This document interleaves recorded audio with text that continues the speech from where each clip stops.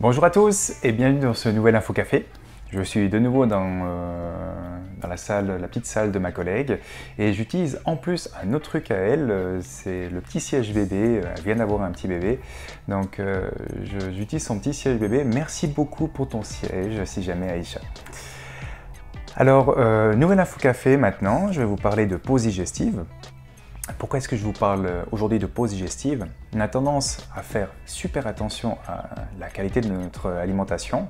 En tout cas, c'est le premier réflexe que nous avons. On fait attention aussi à la quantité de ce qu'on mange durant nos repas principaux.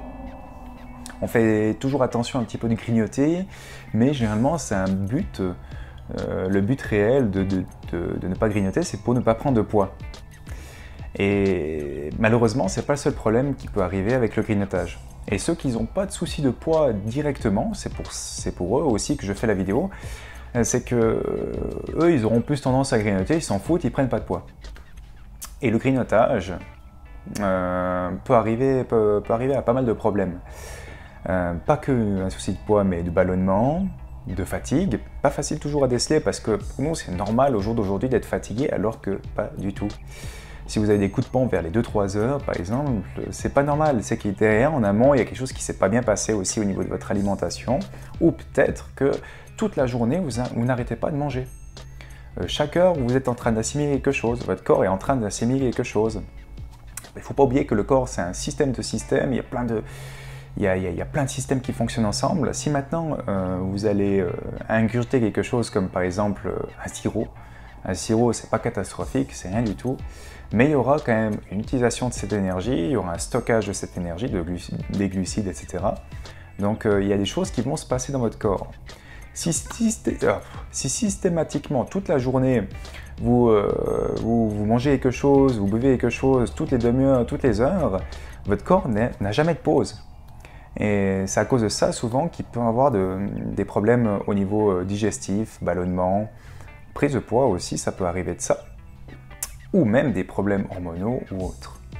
Donc faites attention à ces pauses digestives. Comment mettre en place? Par exemple, vous pouvez observer 3-4 heures de pause entre les repas. Si maintenant vous avez une petite fringale, vous avez envie de manger un petit chocolat vers les 2 heures et que vous savez qu'à 4 heures ou à 3 heures, vous allez encore prendre un petit café, combinez ensemble. Le petit carré de chocolat, je vous avoue que moi, c'est plutôt la plaque d'habitude. Mais alors pour le petit carré de chocolat, mangez-le avec votre café en regardant cette petite vidéo par exemple. Et faites pas ça toutes les heures. Regroupez un bon petit goûter vers les 4 heures, un bon petit goûter vers les 10 heures si maintenant vous avez une fringale entre vos repas.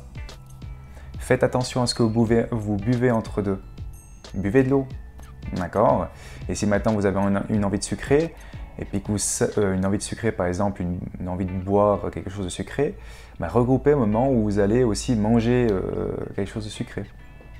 Bien sûr, là, j'interviens pas du tout au niveau qualité alimentaire, parce que café, petit chocolat, une boisson sucrée, voilà, j'en parle pas du tout au niveau qualité alimentaire, je vous parle que de cette pause digestive. Alors après cette vidéo, faites un petit peu attention à quel moment vous mangez durant la journée, ou à quel moment vous buvez, ou à quel moment il y aura une assimilation durant la journée. D'accord? Je vous laisse là-dessus.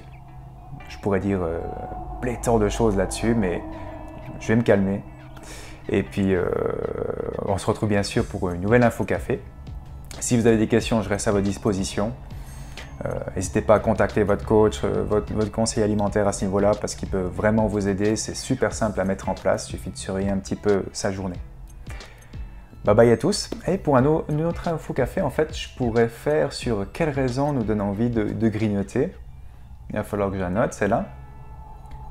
Et puis, si maintenant aussi, quels sont les effets d'un café sur notre corps? Pourquoi est-ce que ça nous booste? Ça pourrait être un bon Info Café de parler du café. Allez, je vais arrêter de parler, je vous laisse. Passez une bonne journée, une bonne soirée, ça dépend quand est-ce que vous regardez cette vidéo. Et puis, à tout bientôt.